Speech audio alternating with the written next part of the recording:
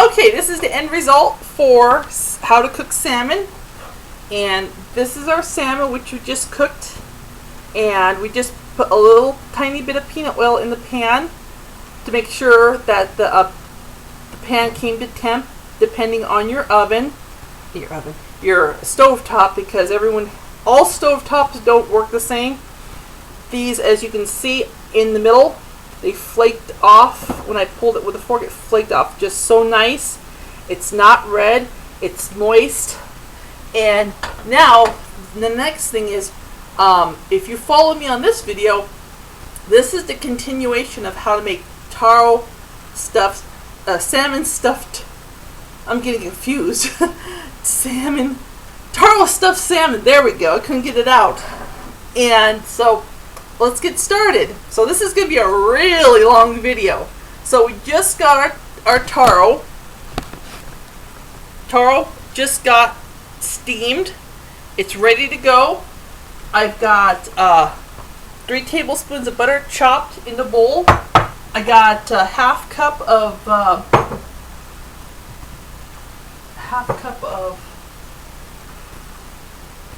cornmeal.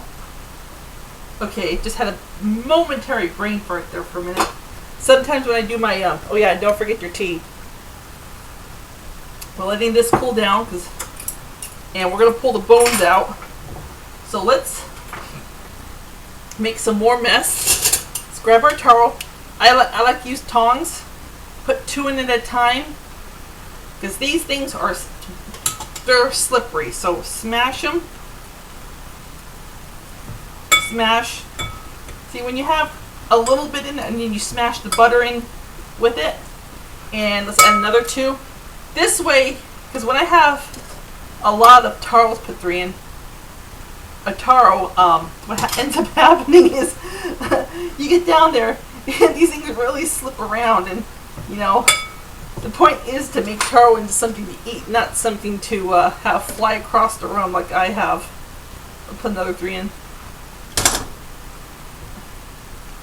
Okay, so and we're mixing it with the butter as we go along. And if you want, you can add the sugar. It asks for a tablespoon of sugar, but I tend to like to leave the sugar out. There's enough sugar in things. It asks for 5 tablespoons of butter. And actually, I'm not following the recipe completely because it asks for cornstarch. And the cornstarch, I don't know, for me, the cornmeal works better than the cornstarch. So this is kind of like, when I do recipes, it's my take on, it's either me on the fly, meaning I make the recipe up as I make the video, or it's from a recipe book and I've altered it in some way to make it my own, like this one. And not too many of the recipes I make exactly how the recipe book has called for, because you know, this is my own take on it. I don't want to follow the recipe exactly, because then it wouldn't be my recipe.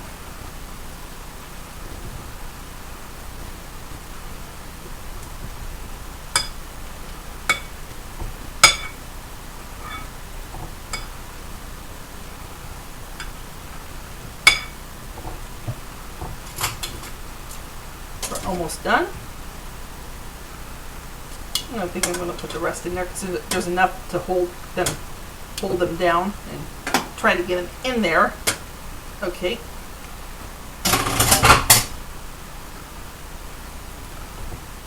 And we're going to also need a cookie tray because we're going to put the patties on there. And let me get this out of the way. Let me make sure I don't burn my hands. There's one.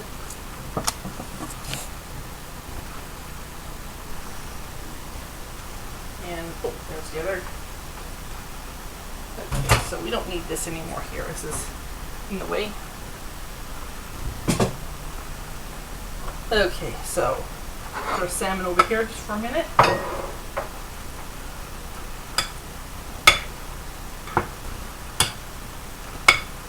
Okay, now we're going to pour our cornmeal in. don't know why I have such a hard time. It's like I see it, words do not come out. Let's get our spatula. There it is.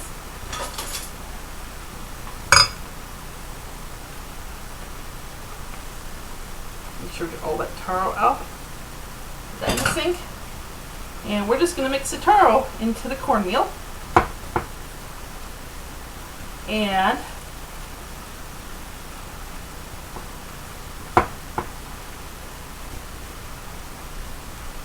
actually, let me get a wooden spoon for this. This needs a wooden spoon.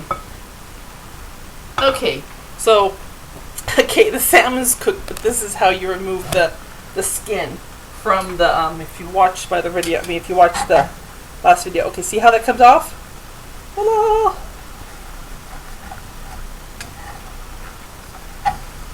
And just give it a little bit more time if it's a little bit of skin sticking on there. Comes off really nice and easy, like that. It's gonna smell like salmon soup with soap. Okay, that's about it. And then turn it off, let it cool down, and your pan's taken care of. Okay, so back to taro. It's like a lot of people, they have how to make it, but sometimes you're left with a pan that looks like it's been through hell and back, and you're like, okay, now I have a pan.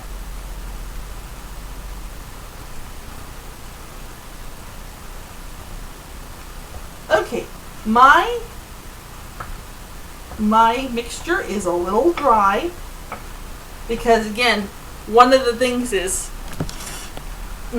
all taro is going to be different sizes and it's going to have different moisture content. So what I suggest to do is we're going to get a little milk.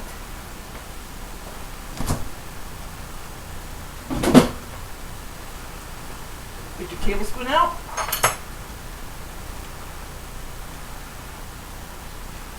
Just do 1 tablespoon.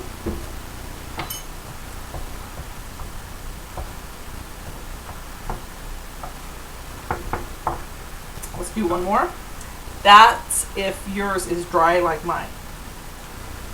We want this to be a little bit tacky. You even have to add another one.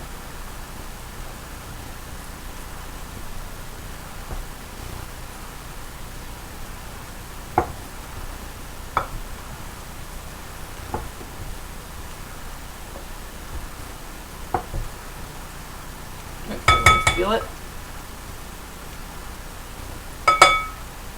And this is where you use your fingers to feel what the texture is. Yeah, this is good. It's, when you touch it, it should stick to your fingers a little bit. So, this is what you have. This is the dough. Right here. Let's leave it in there. And what we're going to do is, yes, wash your hands. We are going to need a little bowl of water. Preferably cold water. So this little bowl of water is going to be for us to stick our hands in so we can get the dough wet and smear it out. We're going to also need a pan that is missing. Oh boy. Okay, where did hubby put it? Oh, I see it.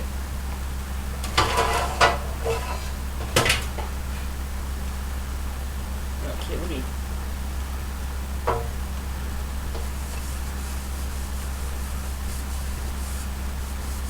Okay.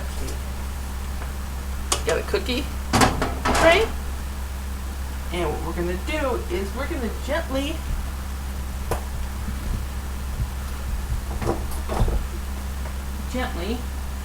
grab a handful of flour, sprinkle it around. You can see that. Make sure it's all coated.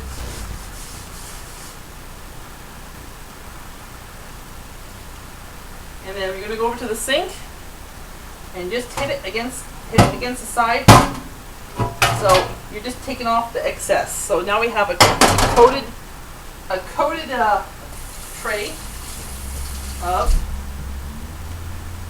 flour. So now that we got our dough, let's put our milk back in so we don't waste that.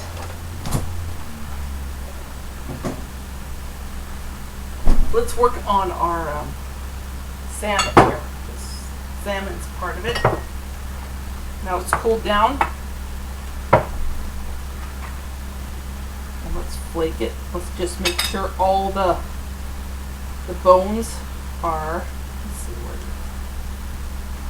those bones. Oop, I feel them right there. Yeah. The bones are, okay. There's going to be a row of bones.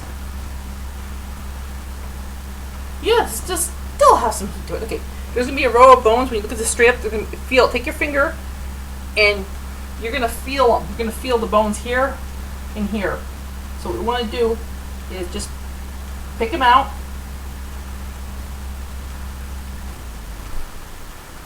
Basically, rub your finger over the top of the salmon and you'll feel what feels like little slivers. Because we don't want to eat bones. That's not good. Fish bones are not good. If you want, you can press down a little bit. There's one right there sticking to the bottom.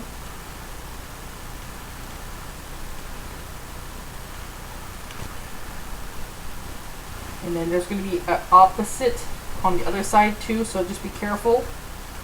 And I don't know, everyone's going to have a different looking salmon piece, so just keep your eyes open for them. Some people like to use pliers. Okay, I think I've got all of them. Oh, nope. Yep, see?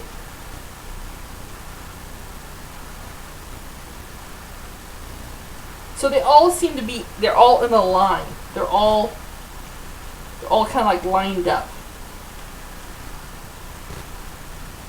Okay, let's flake. I got a piece right here that doesn't, oh yeah, this one does have it. Okay. That's the fun part of deboning salmon.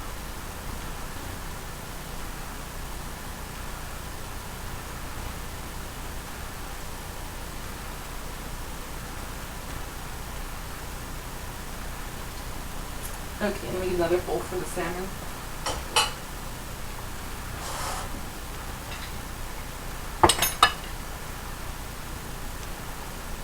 I have a husband that's pacing back and forth right now. He's really looking forward to this.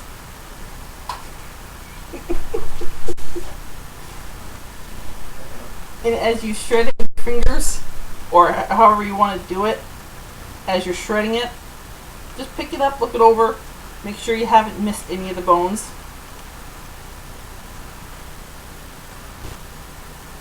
So it's basically, here's the finger part.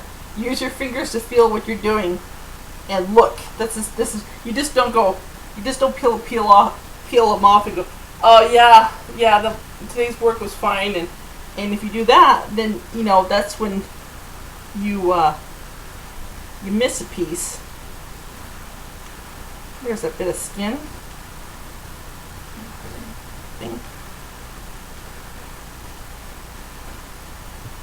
This makes really good sandwiches. I made some bread, homemade bread, and put some make some salmon instead of tuna salad, tuna salmon.